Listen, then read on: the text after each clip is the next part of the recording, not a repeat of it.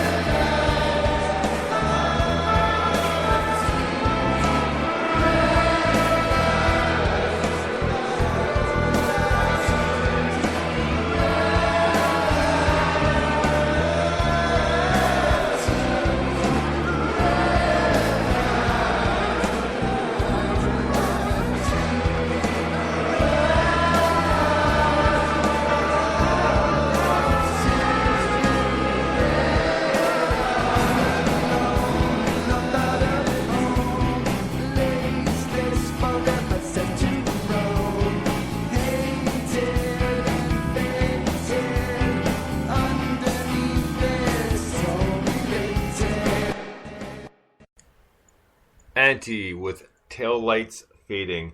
Now, I have a lot to say about this tune just because there was so much going on. And first up, vocal comparison in about the midpoint. And trust me, once you guys think about it for a second, you'll see what I mean. But vocally, I got two different vocalists out of there just because of ways that he carried his voice and went higher, lower sort of thing. And one was David Bowie, a little bit, and the other was Fred Snyder from the B-52s. Yeah. Yeah, I can absolutely hear that. Absolutely. So that being said, those were my vocal comparisons.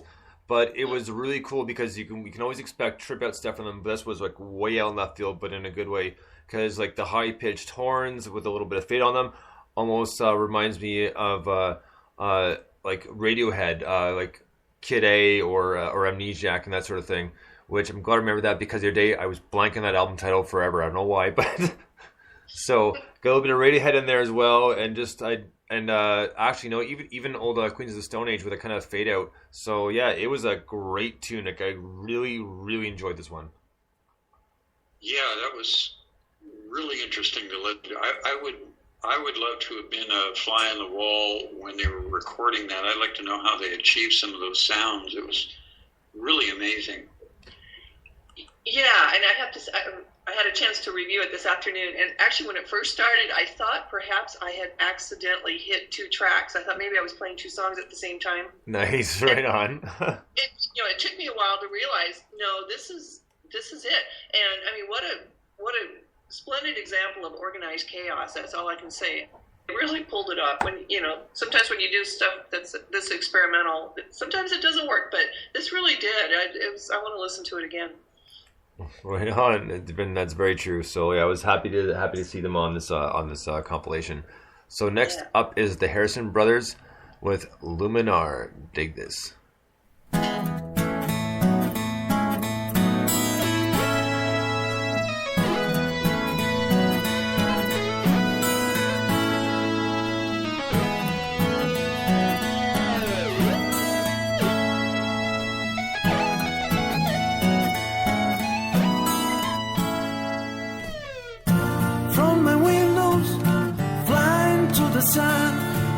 Tender most not knowing if you come back. Maybe I had the vision that day you called. My blood is cold and still my new famous past.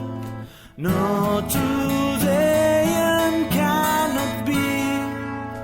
I think of you and I give on my heartbeat.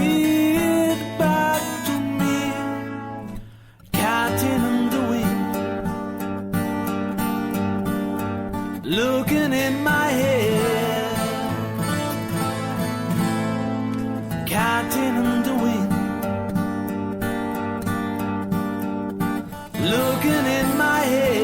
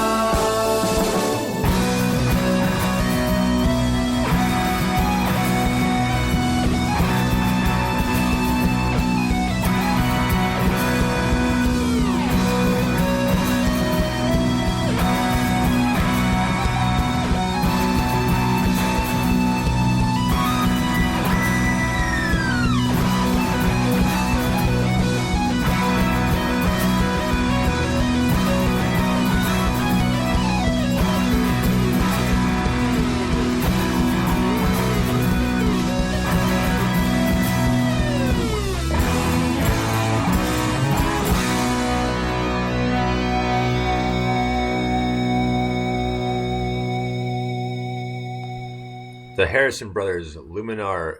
You know, that was cool and kind of a trip back to the 80s.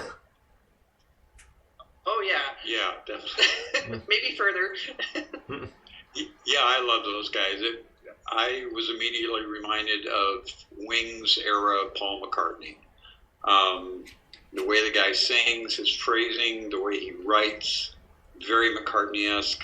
I really liked the guitar solo too. He was doing some really interesting modal kind of things and had some drone strings going on in there. It was very cool. Yeah, and Nolan and I were talking off air also. Yeah, when was the last time we heard a synth patch like that? Probably Emerson, Lake and Palmer. Possibly Styx. But yeah, what a really, really cool combination of sounds. I loved it. Right on.